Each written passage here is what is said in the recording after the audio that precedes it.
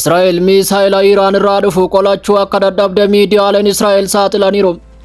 Waraanni bahaa giddu galeessaa babal'achaa yeroo jirutti Tiraamp irra deebiin Iraan akka harka kennattu gaafataniiru. Iraan deebii kanaaf haleellaa misaa'ilaa fi diroonii Teel Aviv, Haifaa, Jeruusaalemii fi biyyoota galoo galaanaa irratti dhangalaasaa bulteetti. Bahii giddu galeessaa seenaa ammayyaa ishee keessatti yeroowwan balaa guddaa qaban keessa galteetti. Misaa'iloonni samii halkanii keessa qotuun dirooniin bu'uuraalee misoomaa murteessoo ta'an rukutuuf haleellaan xiyyaaraa magaalota gurguddoo naannichaa gara caccabaa tamboo xuuxameetti gadi buusaa bulaniiru.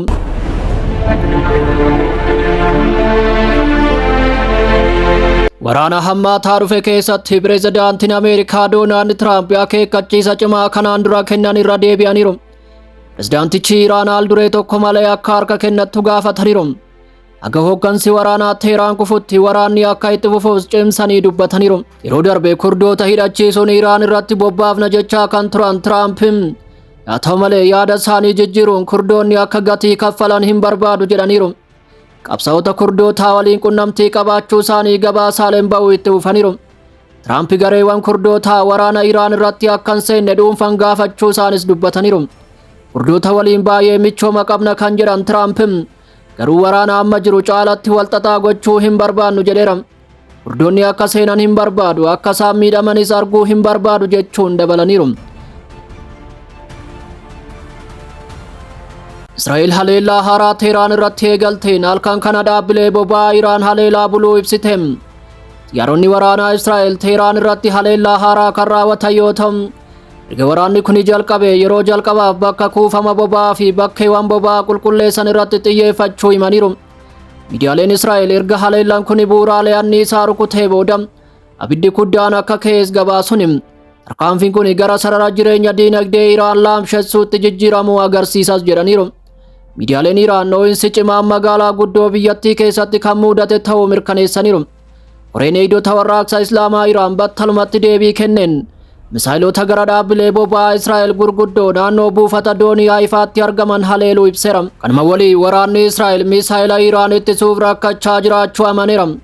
Waljijjiiraa haleellaa hammaataa dhufe gidduutti gabaasni gaazexaa Israa'el Hartees gabaase akka mul'isutti sirni raadaraa fi ittisni qilleensaa sadarkaa olaanaa qabu misaa'ilota Iraan irraa dhufan akka adda kutuu rakkate ibseera. Akka gabaasa kanaatti misaa'iloonni hedduun milkaa'inaan adda baafamuu yookiin addaan kutamuu hin dandeenye jechuun ibse. Suuraa saatalaayitii gabaasa kana keessatti caqasame akka agarsiisutti Iraan sirna hordoffii Israa'elii fi michoota ishee laaffisuuf jecha itti yaaddee dhaabbilee raadaraa fi dhaabbilee tarsiimoo waraanaa irratti xiyyeeffachuu dandeesseetti. Lolli misaa'ilaa Iraan guyyaa waraanni jalqabee eegale guyyaa guyyaan magaalota Israa'elii fi dhaabbilee waraanaa Ameerikaa guutuu naannichaa haleeluu itti fufeera. Haleellaa diroonii halkan kana raawwateen buufanni xiyyaaraa Kuweet rukutamuunis gabaafameera. Aangawoonni magaalaa Kuweet akka gabaasanitti dirooniin Iraan kuusaa taankarii boba'aa buufata xiyyaaraa idil addunyaa Kuweet haleelaniiru. Bu'uuraaleen misoomaa murteessoo ta'anis haleelamaa akka jiran ifoomsaniiru. Ministeerri ittisaa Kuweet ittisni qilleensaa diroonii Iraan daangaa qilleensaa Kuweet cabsite addaan kutuuf yaalii taasiseera. Dhoo'insi biraas buufataalee Ameerikaa Iraaq keessa jiran mudachuun gabaafameera. Dhoo'insi cimaan naannoo buufata xiyyaaraa idil addunyaa Irbiil bakka loltoonni Ameerikaa buufatanitti dhoo'insi cimaan galmaa'eera. Miidiyaaleen biyyattii akka gabaasanitti sirnoonni ittisa qilleensaa piroojeektaayilii dhufaan addaan kutuuf yeroo yaalan yoo xiqqaate dhoo'insi 3 dhagahameera. Halkanuma kana Baagdaad keessatti dhoo'insi biraa kan mudate yoo ta'u mooraa imbaasii Ameerikaa rukuteera. Kana cinaatti Iraan haaloo ba'uu itti fufuuf dhaadatteetti. Qondaalonni Iraan aga diinonni barumsa cimaa baratanitti haleellaa kan itti fuftu ta'uu dhaadataniiru. Hoogganaan qaamolee haqaa Goolaa Museen Moosaayii akka jedhanitti humnoonni waraanaa Iraan qabeenya waraanaa Ameerikaa fi Israa'el guutuu naannichaa keessatti haleellaa Iraan irratti raawwatamuuf oolu kamiyyuu haleeluu itti fufu jedheera.